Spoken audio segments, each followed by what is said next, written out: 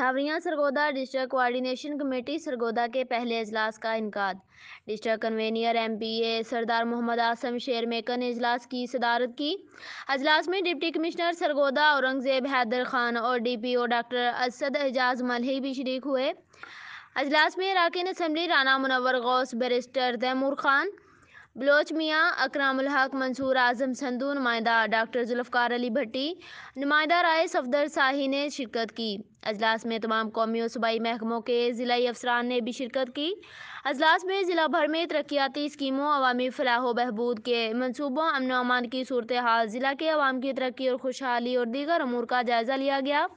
اجلاس سے خطاب کرتے ہوئے district convener coordination committee M P A Sardar Muhammad Asim شیر میکر نے کہا کہ وزیر اعلیٰ پنجاب مریم نواز شریف کے وژن کے تحت پنجاب حکومت کے تمام تر اقدامات کو عام آدمی تک پہنچایا جائے گا اور عام آدمی کو ریلیف دینے، خصوصاً اشیاء خورد و نوش کی قیمتوں میں کمی کے اثرات عوام تک پہنچانے کے لیے کوئی کسر نہیں رکھی جائے گی۔ سردار محمد عاصم شیر میکر نے تمام ضلعی محکموں کو ہدایت کی کہ وہ اپنی ذمہ داریاں احسن طریقے سے انجام دیں اور عام آدمی کی ہر جائز شکایات کو فوری طور پر دور کریں، جبکہ تمام سرکاری محکموں میں شفافیت اور میرٹ کو ترجیح دی جائے۔ انہوں نے مزید کہا کہ ضلع بھر میں امن و امان کو برقرار رکھنے کے لیے تمام وسائل کو بروئے کار لایا جائے اور لا اینڈ آرڈر کی بہتری کو ہر ممکن طور پر یقینی بنایا جائے۔